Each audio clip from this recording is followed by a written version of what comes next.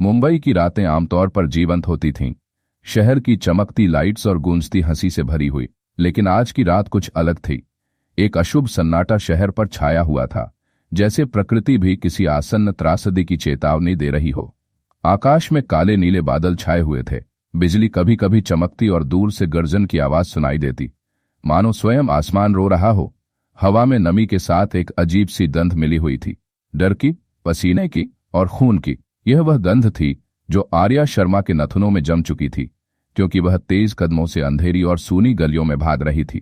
उसका दिल धड़कन की तेज गति से धड़क रहा था, जैसे वह किसी भी क्षण छाती से बाहर आ जाएगा। उसकी सांसें तेज और अनियमित थीं, पसीने की बूंदें उसके माथे से गिरकर गालों पर बह रही थीं, और उसके पीछे वहां कुछ था, कोई अदृश्य खतरा जो उसका पीछा कर रहा था, उसकी हर सांस, हर कदम पर नजर रखे हुए था। अगर वे मुझे पकड़ लेते हैं तो मैं मर जाऊंगी, उसने सोचा, और यह विचार उसके मन में एक ठंडी लहर दौड़ा गया। तभी अचानक एक ऊंची इमारत के पीछे से एक मजबूत हाथ ने उसकी कलाई पकड़ ली और उसे जोर से खींचकर एक अंधेरे और नम कोने में छुपा लिया। आर्या ने चीखने की कोशिश की, लेकिन उस आदमी ने अपना हाथ उसके मुंह पर रख दिया, उसकी आंखों में गहरी और शांत चमक के साथ। चुप रहो, वे तुम्हारे पीछे हैं, उसने धीमी लेकिन दृढ़ आवाज में फुसफुसाया। आर्या ने उस आदमी की आंखों में देखा, वहां न तो डर था, न संदेह, सिर्फ एक अटूट संकल्प और अनुभव की गहराई थी, जैसे वह जीवन के सबसे कठिन युद्धों से गुजर चुका हो। यह कबीर राठौर था, एक पूर्व आर्मी ऑफिसर, जिसकी जिंदगी भी उसी खतरे ने बर्बाद कर दी थी जिससे आर्या भाग रही थी। एक ऐसा खतरा जिसने उसके अस्तित्व को ही हिलाकर रख दिया था। आर्या एक निडर और प्रतिबद्ध पत्रकार थी, जो सच को उजागर करने में विश्वास रखती थी, चाहे उसकी कीमत कुछ भी चुकानी पड़े। उसने विक्रम सिंह, एक शक्तिशाली और भ्रष्ट नेता, के काले कारनामों की पड़ताल शुरू की थी, जो न सिर्फ गरीबों की जमीन हड़प रहा था, बल्कि उन पर अमानवीय अत्याचार कर रहा था, उनकी आवाजों को दबा रहा था। वह एक ऐसा व्यक्ति था जिसके पास पैसा, ताकत और राजनीतिक संरक्षण था, और जो भी उसके रास्ते में आता वह या तो गायब हो जाता या फिर कभी बोल नहीं पाता था।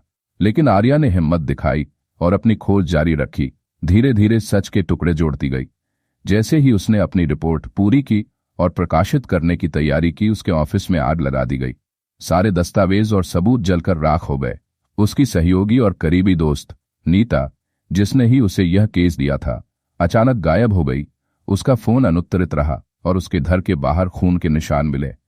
आर्या को पता चला कि नीता ने उसकी मदद के लिए कबीर को भेजा था, एक ऐसा आदमी जिसका विक्रम सिंह से पुराना और खूनी बैर था, एक ऐसा व्यक्ति जिसने अपना सब कुछ खो दिया था और अब केवल बदले की आग में जल रहा था। कबीर एक बार भारतीय सेना में एक बहादुर और समर्पित जवान था, जिसने देश की सेवा में अपना सब कुछ न्यौछावर कर दिया था। लेकिन एक दिन उसकी पूरी दुनिया तबाह हो गई जब उसकी पत्नी और छोटी बेटी की एक कार दुर्घटना में मौत हो गई। कबीर को पता था कि यह कोई दुर्घटना नहीं थी, यह विक्रम सिंह का किया धरा था, क्योंकि उसकी पत्नी, एक साहसी महिला ने विक्रम के खिलाफ गवाही देने की हिम्मत की थी, उसके काले कारनामों को उजागर किया था। कबीर ने न्याय की गुहार लगाई, लेकिन विक्रम के पैसे और ताकत के आगे कानून ने उसकी कोई मदद नहीं की। उस दिन से कबीर बदला लेने के लिए जी रहा था, एक छाया की तरह, विक्रम के हर कदम पर मंडराता हुआ, उसके हर गलत काम को रिकॉर्ड करता हुआ। इंतजार कर रहा था उस दिन का जब वह उसे उसके किए की सजा देगा। और अब आर्या, उसके पास वह सबूत थे जो विक्रम सिंह को जेल भेज सकते थे, वह चाबी थी जो कबीर के जीवन के सबसे बड़े दुश्मन को सलाखों के पीछे पहुंचा सकती थी। अगले कुछ हफ्तों में आर्या और कबीर ने साथ काम किया, एक दूसरे पर भरोसा करना सीखा। वे छिपते रहे, अलग अलग स्थानों पर, कभी एक छोटे से होटल के कमरे में, तो कभी एक परित्यक्त फैक्ट्री के अंधेरे कोनों में। वे भागते रहे, विक्रम सिंह के गुंडों से बचते हुए, जो हर जगह उनका पीछा कर रहे थे। कई बार उन्हें लड़ना पड़ा और कबीर ने अपनी आर्मी ट्रेनिंग का इस्तेमाल करते हुए कई हमलावरों को धराशायी किया, लेकिन हर बार वे बाल बाल बचते। धीरे धीरे आर्या ने कबीर में वह देखा जो उसने किसी में नहीं देखा था, एक ईमानदार आत्मा जो दर्द से भरी हुई थी लेकिन हार नहीं मानी थी, एक व्यक्ति जिसने अपना सब कुछ खो दिया था लेकिन फिर भी दूसरों की रक्षा के लिए खड़ा हो गया था।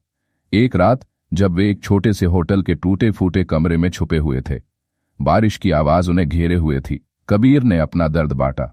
मैंने सोचा था कि मैं अब कभी किसी से जुड़ नहीं पाऊंगा, लेकिन तुमने मुझे फिर से जीना सिखाया है। आर्या ने उसका हाथ थाम लिया। उसकी आंखों में आंसू थे, लेकिन उन आंसुओं के पीछे एक नई उम्मीद थी। दोनों की आंखों में आंसू थे। एक साथ वे मजबूत थे। एक साथ वे विक्रम सिंह जैसे राक्षस का सामना करने के लिए तैयार थे। जब विक्रम सिंह को पता चला कि आर्या और कबीर के पास उसके खिलाफ ठोस सबूत हैं, तो उसने अपने सभी लोगों को उन्हें ढूंढने और खत्म करने के लिए भेज दिया। एक भीषण मुठभेड़ हुई, गोलियां चलीं, खून बहा, और कबीर ने अपने आर्मी ट्रेनिंग का पूरा कौशल दिखाते हुए कई गुंडों को धराशायी कर दिया। लेकिन वह खुद गंभीर रूप से घायल हो गया। एक गोली उसके सीने में लगी, खून की धारा बह निकली। आर्या ने अपने आप को संभालते हुए सबूतों को लाइव टेलीकास्ट कर दिया। पूरा देश देख रहा था कि कैसे एक भ्रष्ट नेता ने निर्दोष लोगों का जीवन नर्क बना दिया था। विक्रम सिंह गिरफ्तार हुआ, उसका साम्राज्य ढह गया।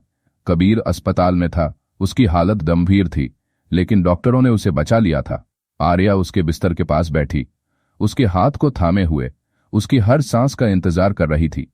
तुमने न सिर्फ मेरी जान बचाई, बल्कि मुझे एक नया मकसद भी दिया, कबीर, लेकिन गर्मजोशी भरी आवाज ने कहा। आर्या मुस्कुराई, उसकी आंखों में चमक थी। और तुमने मुझे सिखाया कि डर के आगे जीत है। और फिर उस रात मुंबई की चमकती लाइट्स ने दो टूटे हुए दिलों को एक होते देखा। दो आत्माओं को जो दर्द और संघर्ष से गुजरकर एक दूसरे का सहारा बन गए थे। एक नई शुरुआत की ओर बढ़ते हुए।